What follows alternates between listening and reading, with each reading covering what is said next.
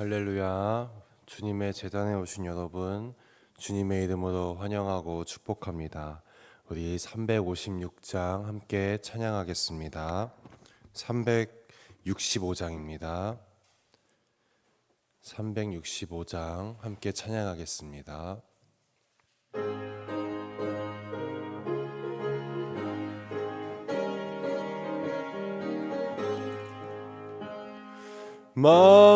마음속에 근심 있는 사람 주 예수 앞에 다 내어라. 슬픈 마음 있을 때라도 주 예수께 아뢰라. 주 예수 앞에 다 내어라. 주 우리의 친구니 무엇이나 근심하지 말고 주 예수께 아뢰라. 눈물 나며 깊은 한숨 쉴 때 주 예수 앞에 다 내어라. 은밀한 죄 내게 있더라도 주 예수께 아뢰라. 주 예수 앞에 다 내어라. 주 우리의 친구니 무엇이나 근심하지 말고 주 예수께 아뢰라. 괴로움과 두려움 있을 때 주 예수 앞에 다 내어라. 일을 염려하지 말고 주 예수께 아뢰라. 주 예수 앞에 다 내어라. 주 우리의 친구니 무엇이나 근심하지 말고 주 예수께 아뢰라. 죽음 앞에 겁을 내는 자여 주 예수 앞에 다 내어라. 하늘나라 바라보는 자여 주 예수께 아뢰라. 주 예수 앞에 다 내어라. 주 우리의 친구니 무엇이나 근심하지 말고 주 예수께 아뢰라. 아멘. 오늘 하나님의 말씀은 열왕기상 13장입니다. 제가 가진 구약성서 536장에 있는 열왕기상 13장입니다.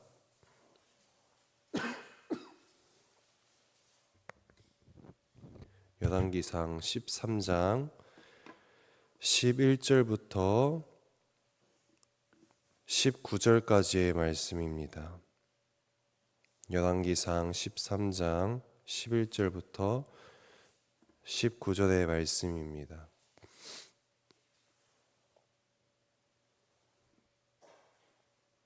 다 찾으신 줄로 알고 우리 한 절씩 교독 후에 마지막 절은 합독하겠습니다. 베델에 한 늙은 선지자가 살더니 그의 아들들이 와서 이날에 하나님의 사람이 베델에서 행한 모든 일을 그에게 말하고 또 그가 왕에게 드린 말씀도 그들이 그들의 아버지에게 말한지라.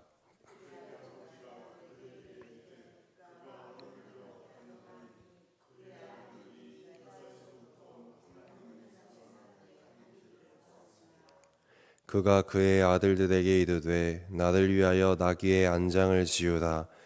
그들이 나귀의 안장을 지으니 그가 타고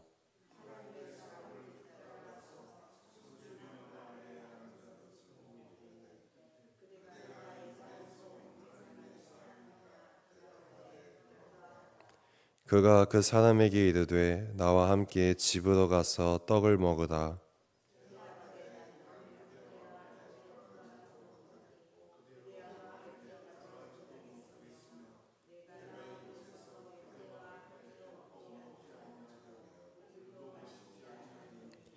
이는 여호와의 말씀이 내게 이르시기를 네가 거기서 떡도 먹지 말고 물도 마시지 말며 또 네가 오던 길로 되돌아가지도 말라 하셨음이로다.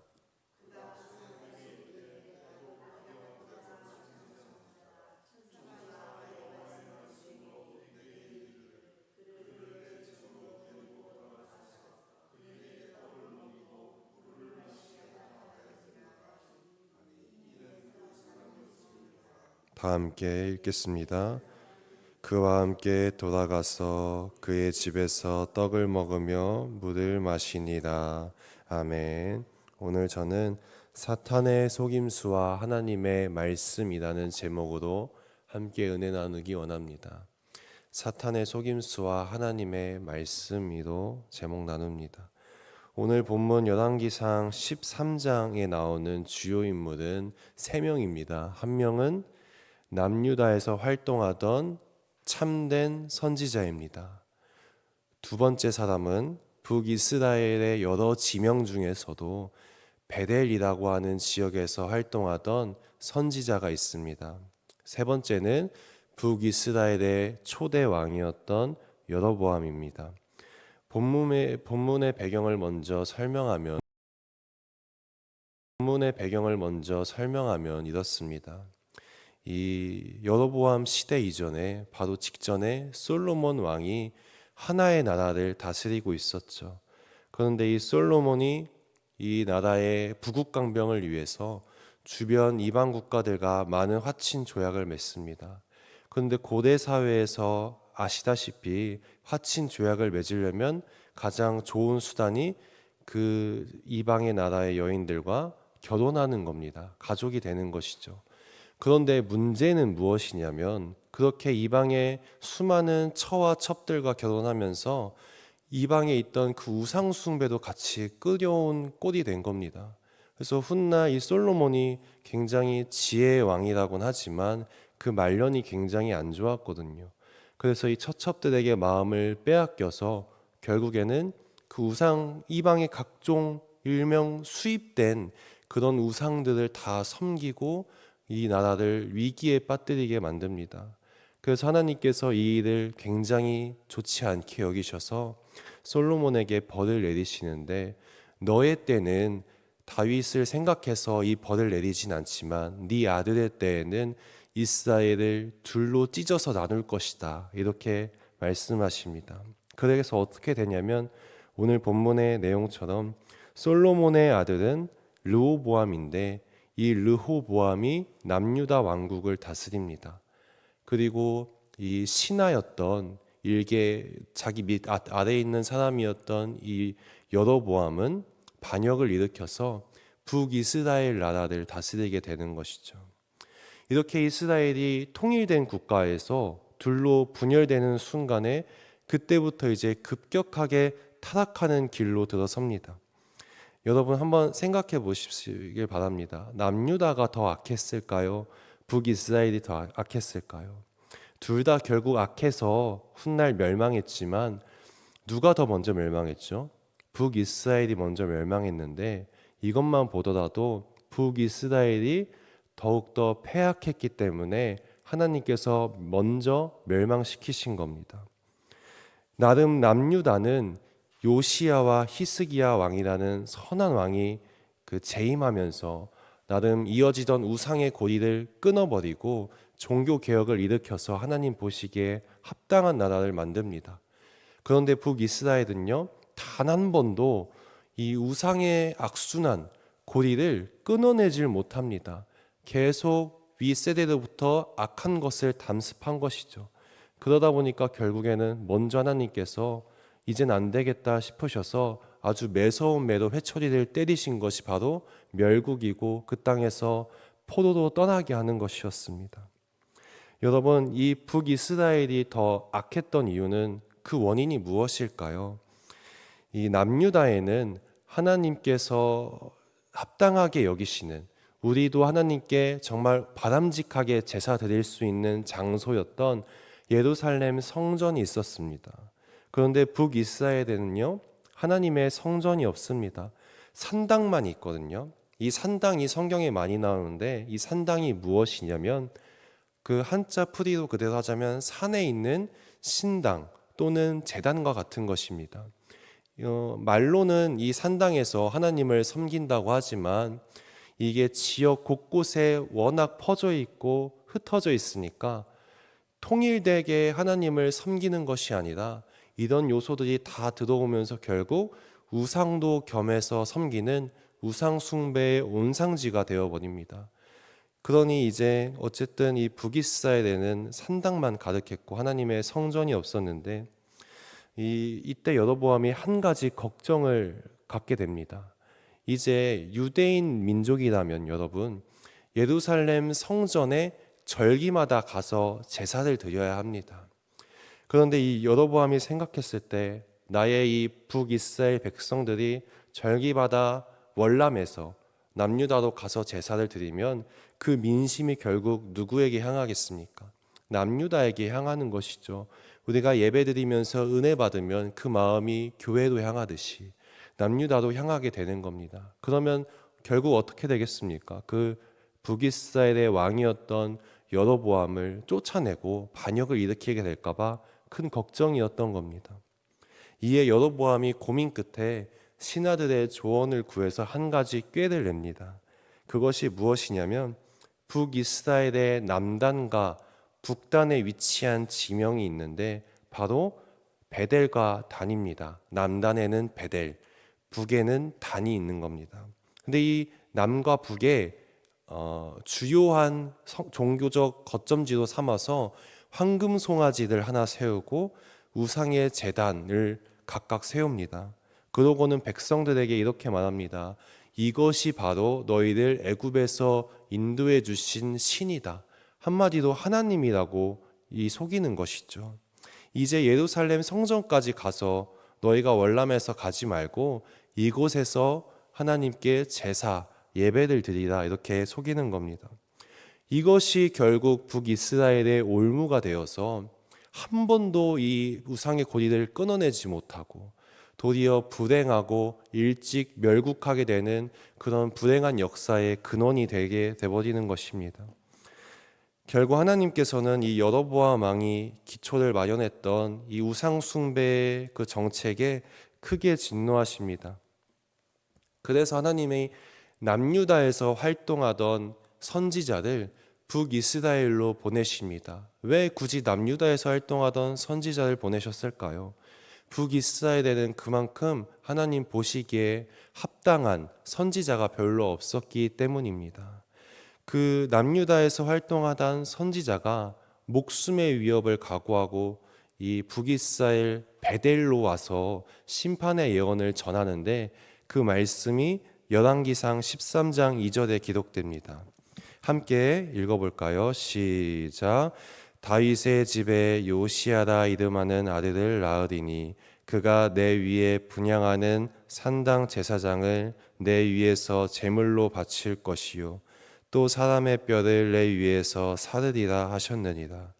여러분 요시야가 누굽니까? 먼 미래에 세워질 남유다의 왕입니다. 이 남유다의 왕이 그때의 베델 땅에 온다는 것은 그때는 이미 북이스라엘이 멸망했다는 것을 예고하는 것이죠. 그런 요시야가 베델에 와서 이 여로보암이 세웠던 우상의 제단을 쪼개고 그 위에 아주 다시는 사용하지 못하도록 부정하게 뼈가루를 태워버려서 부정하게 만든다고 예언합니다. 이 남유다의 선지자가 하나님의 예언이 반드시 이루어진다는 증거로 두 가지 표적을 그 자리에서 보입니다. 첫째는 이 북이스라엘의 여로보암 왕이 그 심판 예언을 듣고 신하들에게 저 예언자를 잡아라 라고 손짓을 하는데 이 손이 그만 굳어져 버린 겁니다. 그래도 이 여로보암 왕이 나중에는 이 선지자한테 이 손을 낫게 해달라고 하니까 기도해서 낫게 되긴 합니다. 그리고 두 번째 표적은 우상의 그 숭배하는 베델의 제단이 갈라지고 그 위가 재로 덮여버립니다. 그제서야 이 여로보암 왕이 남유다의 이 선지자가 참된 하나님의 신령한 사람이구나 라는 것을 깨닫고는 자기 편으로 회유하려고 아주 온갖 유혹을 합니다. 뭐라고 하냐면 자신과 함께 집으로 가서 먹고 마시자. 그리고 내가 귀한 예물을 너에게 선물하겠다라고 합니다. 여러분, 선지자의 삶이 얼마나 고단합니까? 늘 정처 없이 떠돌아야 되고 굶주립니다. 그런 선지자의 삶을 생각했을 때 이 왕이 제안하는 평생 평안한 그런 삶을 보장하겠다는 유혹은 참 매혹적이었을 겁니다. 그런데 이 남유다의 선지자가 하나님을 생각해서 왕의 제안을 거절합니다. 그 이유가 거절의 이유가 열왕기상 13장 9절에 기록됩니다. 이는 곧 여호와의 말씀이 내게 명령하여 이르시기를 떡도 먹지 말며 물도 마시지 말고 왔던 길로 되돌아가지도 말라 하셨음이니이다 하고, 하나님께서는 북이스라엘에서는 먹지도 말고 마시지도 말고 왔던 길이 아니라 아예 새로운 길로 너의 고향으로 돌아가라 이렇게 얘기하시는 겁니다. 왜 이렇게 명령하셨을까요? 여러분, 그 당시 이스라엘 문화권에서는 함께 먹고 마신다는 것은 식탁 교제를 뜻합니다. 우리가 그냥 맛없이 먹는 것이 아니라 이스라엘의 문화의 특성은 이 식탁에서 천천히 먹으면서 함께 서로의 그런 사상과 신앙을 나누고 교제하고 친밀한 사이가 되는 겁니다. 그래서 우리가 한때 유명했던 것이 유대인 자녀들의 교육법이 식탁에서 밥을 먹으면서 하나님의 말씀을 가르치고 하는 것이지 않습니까? 식탁 교제는 굉장히 중요한 겁니다. 그러니 하나님께서는 이 남유다의 선지자가 북이스라엘의 이 식탁 교제를 해서 그런 더러운 신앙을 배우지 않기를, 더럽혀지지 않기를 바라신 겁니다. 그래서 자기 고향 남유다로 돌아갈 때도 왔던 길로 오지 말고 아예 미련 없이 새로운 길로 남유다로 돌아가라 이렇게 말씀하신 겁니다. 그렇게 해서 결국 이 남유다의 선지자가 즉시 자리를 떠나서 새로운 길을 잡아 자기 고향 남유다로 향합니다. 여러분, 이제 여기서 아주 심각한 문제가 발생합니다. 이 베델에는 어떤 한 늙은 선지자가 거주하고 있었습니다. 이 베델의 선지자는 베델의 제단에서 일어났던 이 모든 일을 다 자기 아들들에게 듣게 됩니다. 여러분, 여기서 아들들의 정체는 친자식이 아닙니다. 그의 제자들입니다. 이스라엘에서 자기를 섬기는 자를 부를 때에 친근하게 부를 때 뭐라고 말하냐면 나의 아들아 라고 부릅니다. 그만큼 친근하게 대하는 것이죠. 이 우상 숭배가 국가적인 사업이 되었던 북이스라엘에서 이 베델의 선지자가 나름 섬김받는 자리, 리더의 자리를 영위할 수 있었던 것은 무엇을 뜻하는 거겠습니까? 그 여로보암의 이 우상 숭배 정책에 적극 동조하고 지지해서 그 자리를 차지하고 있다는 겁니다. 한마디로 베델의 선지자는 하나님의 뜻대로 살지도 않고 그래서 하나님의 말씀을 듣지도 못하는 거짓 선지자였던 겁니다. 이 베델의 선지자는 남유다의 선지자가 진짜 하나님의 사람인가, 그가 전한 예언이 진짜 하나님이 전하신 예언일까 하는 궁금함에 그 남유다 선지자를 뒤따라갑니다. 쫓아가는 것이죠. 결국 따라가다가 상수리 나무 아래에서 앉아서 쉬고 있는 그 선지자를 발견하게 됩니다. 그에게 이제 우리 집에 와서 함께 먹고 마시자라고 말합니다. 그런데 이 남유다의 선지자는 역시나 하나님께서는 이 땅에서 먹지도 말고 마시지도 말라 했다면서 거절합니다. 그런데 이 베델의 선지자가 여로보암과 달랐던 것은 여기서 단념하지 않고 거짓말을 합니다. 그 거짓말의 말이 열왕기상 13장 18절에 기록됩니다. 그가 그 사람에게 이르되 나도 그대와 같은 선지자다. 천사가 여호와의 말씀으로 내게 이르기를 그가 내 집으로 데리고 돌아가서 그에게 떡을 먹이고 물을 마시게 하라 하였느니라 하니 이는 그 사람을 속임이라. 하나님의 말씀대로 잘 순종하고 있던 남유다의 선지자가 나도 그대와 같은 선지자다. 천사가 나에게 이렇게 말했다라는 이 말 한마디에 그만 마음을 놓아버리고 순진하게 그 길을 따라가 버린 겁니다. 여러분, 결국 그 결말이 어떻게 되냐면 남유다의 선지자는 그 베델의 길로 다시 돌아가서 이 거짓 선지자와 함께 식탁 교제를 나눠서 그 신앙이 더럽혀지게 됩니다. 그러다가 이 하나님께서 이 베델의 선지자에게 임하셔서 심판 예언을 전하십니다. 네가 다시는 조상의 그 땅에 묻히지 못할 것이다. 한마디로 남유다로 돌아가지 못할 것이다 라는 말씀이죠. 그래서 실제로 가는 길에 어떻게 되냐면 그 나귀를 타고 가는 길에 사자를 만나서 죽임을 당하게 됩니다. 그 죽임을 당하고 이 신기한 광경이 펼쳐지는데 사자가 나귀를 잡아먹지도 않고 그 시신을 먹지도 않고 그 곁에 가만히 서서 있었다 합니다. 이것이 무엇을 뜻하는 거냐면 본능을 거스르는 초자연적으로 일으키신 하나님의 그런 일이었다는 것입니다. 사랑하는 여러분, 오늘날의 세상을 보면은 온 세상이 북이스라엘과 같습니다. 곳곳이 다 우상 숭배하는 단과 베들과 같습니다. 이러한 세상에서 하나님의 자녀로 산다는 건 마치 어떤 모습과 같은 걸까요? 베드로전서 2장 11절에서 이렇게 설명합니다. 사랑하는 자들아, 거류민과 나그네 같은 너희를 권하노니 영혼을 거슬러 싸우는 육체의 정욕을 제어하라. 이 세상에서 나와 같은 사람도 없고 내가 마음 기댈 곳도 없는 한마디로 나그네 신세와 같은 처지가 바로 우리의 처지라는 겁니다. 오히려 이 세상 사람들은요, 베델의 이 거짓 선지자처럼 우리에게 아주 교활하고 교묘하게 접근해서 우리를 속이고 넘어뜨리는 것이 이 세상이라는 겁니다. 이런 세상에서 우리는 어떻게 살아가야 할까요? 도대체 어떻게 살아가야 우리가 승리할 수 있는 것일까요? 예수님께서 마태복음 10장 16절에서 그 정답을 알려주십니다. 어떻게 말씀하시냐면 보라, 내가 너희를 보냄이 양을 이리 가운데 보냄과 같도다. 그러므로 너희는 뱀같이 지혜롭고 비둘기같이 순결하다. 하나님의 백성은 이 세상을 살아갈 때 뱀같이 지혜롭고 비둘기같이 순결하다 말씀하십니다. 여러분, 근데 여기서 잘 봐야 됩니다. 뱀같이 지혜로라는 말씀이 맨 앞에 먼저 나옵니다. 그만큼 예수님께서 더 강조하셨다는 것인데요.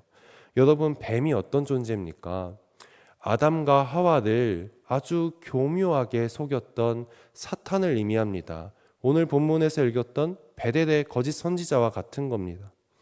여러분, 우리의 원수가 되는 이 사탄의 지혜를 닮으다는 이 말씀이 무슨 뜻일까요? 그것은 사탄처럼 살라는 뜻이 아닙니다. 오히려 우리의 원수가 되는 이 사탄에게 아담과 하와처럼 속지 말고 오히려 이 사탄의 교활한 악한 지혜를 너희가 잘 파악하고 꿰뚫어 봐서 그 지혜의 위에서 너희가 거기서 넘어지지 말고 속지 말라는 뜻으로 하신 말씀입니다. 여러분, 사탄은요, 우리에게 저 멀리서 한눈에 봐도 사탄이다, 흉측하고 무서운 모습으로 다가오지 않습니다. 바울은 고린도후서 11장 14절부터 15절에서 우리에게 접근하는 사탄의 모습을 이렇게 말씀합니다. 이것은 이상한 일이 아니니라. 사탄도 자기를 광명의 천사로 가장하나니 그러므로 사탄의 일꾼들도 자기를 의의 일꾼으로 가장하는 것이 또한 대단한 일이 아니니라. 그들의 마지막은 그 행위대로 되리라. 한마디로 사탄은 광명의 천사, 의의 일꾼으로 가장해서 우리가 전혀 눈치채지 못하게 접근해서 우리를 속인다는 것입니다. 이처럼 치밀하고 교활한 사탄에게 속지 않으려면 우리에게 무엇이 필요할까요? 하나님의 말씀이 필요합니다. 하나님의 말씀을 우리가 그저 교회에 다니면서 듣는 설교 말씀이나 수박 겉핥기식으로 알면 안 됩니다. 우리의 무기가 되고 내 피와 살이 될 정도로 하나님의 말씀과 가까워져야 능력이 발휘되는 것입니다.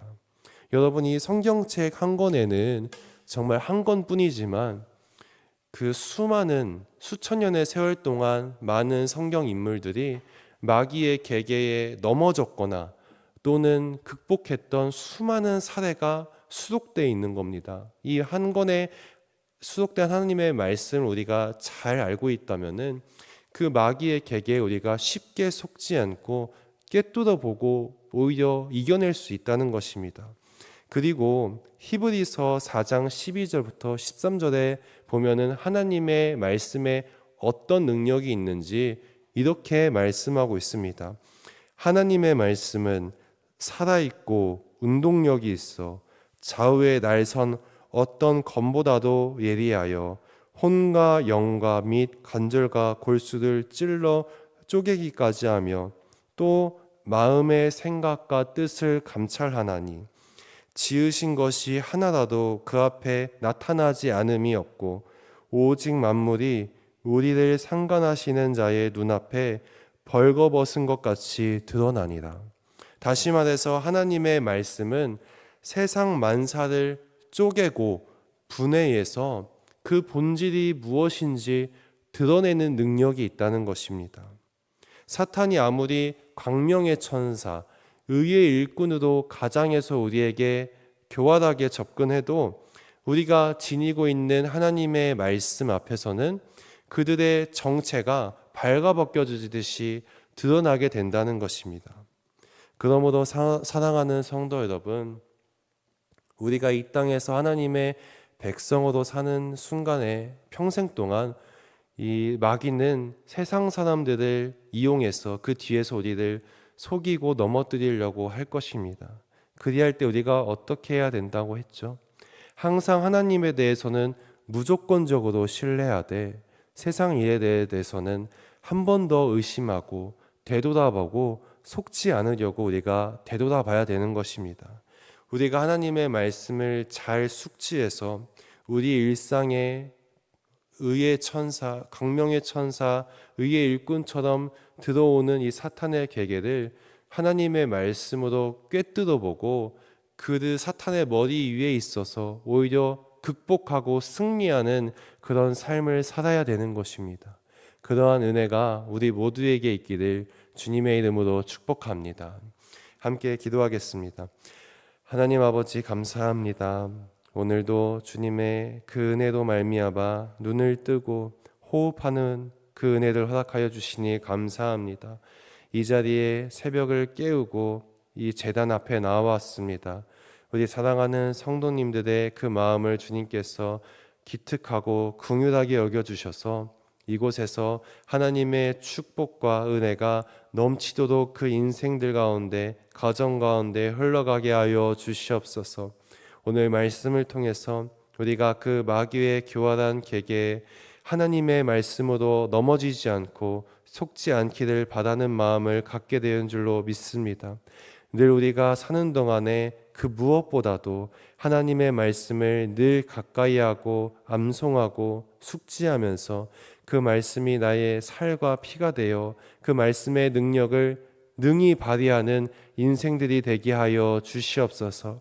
그리하여 마귀가 일곱 길로 한 길로 왔을지라도 일곱 길로 흩어져서 혼비백산에서 도망가는 역사가 인생들 가운데 있게 하여 주시옵소서. 주님, 사랑하는 가정들 위해서 기도합니다. 주님, 그 자녀들 주님께 온전히 의탁합니다. 우리의 힘과 우리의 지혜로는 그 자녀들을 온전히 키워내고 돌볼 수가 없습니다. 그의 인생을 온전히 하나님께 맡겨드리오니 하나님께서 그 자녀들의 삶을 온전히 만드시고 주관하여 주셔서 그 인생들을 책임져 주시옵소서. 그들의 삶 가운데에 정말 헌신하는 그 분야 곳곳에서 하나님께서 필요한 은혜, 은사들을 넘치도록 부어 주시옵소서. 그들의 마음의 가운데 불안함과 떨림은 제하여 주시고 오직 하나님에 대한 믿음을 가지고 나아갈 때 환경이 열리고 승리하는 그런 기적들을 그들의 인생에서 맞이하게 하여 주시옵소서. 가정 가운데 아픈 자들 있습니까? 그 가정들의 그 아픈 자들 주님께서 주님의 피 묻은 손으로 안수하여 주셔서 그들의 아픈 곳들이 날마다 회복되는 역사가 있게 하여 주시옵소서. 불안에 떨고 낙심하는 그 마음 주님께서 보듬어 주시고 싸매어 주셔서 어려운 상황 속에서도 믿음과 용기를 가지고 살아가는 우리 사랑하는 백성들, 성도들에게 하여 주시옵소서.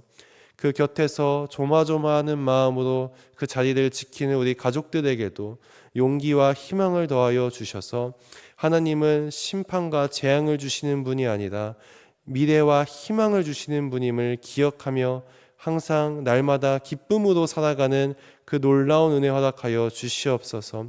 혹여나 가정 가운데 믿지 않는 자녀들 있습니까? 그 자녀들 가운데 아버지 사랑하는 우리 성도님들이 날마다 긍휼한 마음으로 간절한 마음으로 이 제단 앞에서 기도합니다. 기도할 때마다 하늘의 문이 열리게 하여 주시옵시고 성령님이 비둘기같이 그들의 심령 가운데 임하여서 그들이 하나님을 믿게 되는 예수 그리스도를 영접하게 되는 역사가 가정마다 있게 하여 주시옵소서. 아버지, 오늘은 거룩한 날 하나님께서 예비하신 기쁜 주일입니다. 이 주일에 봉사하고 헌신하느라고 힘들고 지치거나 또한 하나님의 은혜에 집중하지 못하는 일이 일어나지 않게 하여 주시옵시고 온전히 말씀과 기도와 찬양 가운데 하나님께서 숨겨두신 그 하나님의 놀라우신 은혜를 우리가 온전히 받아 누리고 감사한 마음으로 세상을 살아갈 때에 승리하는 성도들 되게 하여 주시옵소서. 사단 마귀가 모두 예수 그리스도의 이름으로 말미암아 무릎 꿇게 하여 주시옵시고 늘 하나님께 영광 올려드리는 인생들, 가정이 되기를 축복하면서 살아계신 예수 그리스도의 이름으로 간절하게 기도드립니다. 아멘.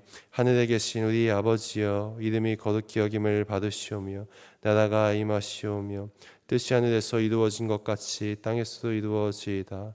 오늘날 우리에게 일용할 양식을 주시옵고 우리가 우리에게 죄 지은 자를 사하여 준 것 같이 우리의 죄를 사하여 주시옵고 우리를 시험에 들게 하지 마시옵고 다만 악에서 구하시옵소서.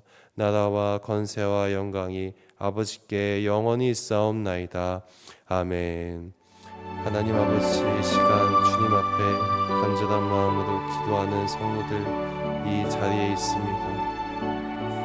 주님께서 이 자리마다 앉아있는 성도님들의 기도에 귀를 기울여 주시고 아버지의 불꽃 같은 눈동자로 늘 그들을 바라봐 주시옵소서. 하나님은 항상 간절하고 정말 마음 깊은 곳에 우러러 나오는 기도를 외면하지 않으심을 믿습니다. 이들의 기도가 하늘에서 울리게 하여 주시옵소서. 우리 주님께서 하나님 보좌 우편에서 우리의 기도를 위해 중보하고 계시오니 우리가 이 기도가 반드시 이루어질 것이라는 믿음을 가지고 하나님께 기도하기 힘쓰게 하여 주시옵소서. 하나님께서 우리의 기도를 듣지 않으시는 줄로 압니다.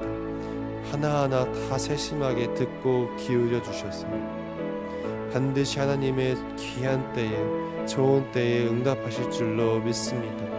하물며 하나님의 선택된 백성이 아니었던 하갈도 정말 갈 곳 없이 슬픈 마음으로 울면서 기도했을 때 하나님께서 긍휼한 마음으로 그 기도를 들어주셨다고 말씀하시지 않으셨습니까? 우리가 정말 하나님의 선택된 백성과 자녀들이오니 정말 하나님 앞에서 기도할 때에 하나님께서 찾아와 주시고 우리의 인생 가운데 놀라운 은혜와 기도 응답들이 그런 놀라운 간증거리들이 넘치게 하여 주시옵소서. 아버지, 가정 가운데 남들에게 말 못할 기도 제목들 있습니까? 하나님께서는 이 자리에 나오는 자들마다 주님께서 그들의 기도에 응답하실 줄로 믿습니다. 당장은 회복되지 않고 해결되지 않아서 낙심하고 실망할 때가 종종 있지만은 그럼에도 늘 우리가 다시 이 자리에 나와서 하나님께 매달릴 수 있는 것도 하나님의 은혜임을 기억하게 하여 주시옵소서. 그 은혜에 감사하면서 끝까지 기도하게 하여 주시옵소서. 우리가 하나님께서 우리에게 기도 제목을 허락하셨다는 것은 이 기도 제목이 응답될 때까지 기도하라고 또한 훈련시키시는 건 줄로 믿습니다. 그 훈련의 시간이 길수록 더욱더 하나님께서 크신 은혜를 준비하고 계신 줄로 믿사오니 우리가 그 훈련을 아픔으로 지내지 않게 하시고 오히려 기대감과 기쁨으로 이 시간을 보내게 하여 주시옵소서. 반드시 그 풀무불 가운데 지날지라도 우리가 환난 가운데 연단받아서 순금과 같이 나올 줄로 믿습니다. 그 놀라운 은혜를 우리에게 허락하여 주시옵소서. 믿습니다. 주님, 우리에게 주님 반드시 찾아와 주시옵소서.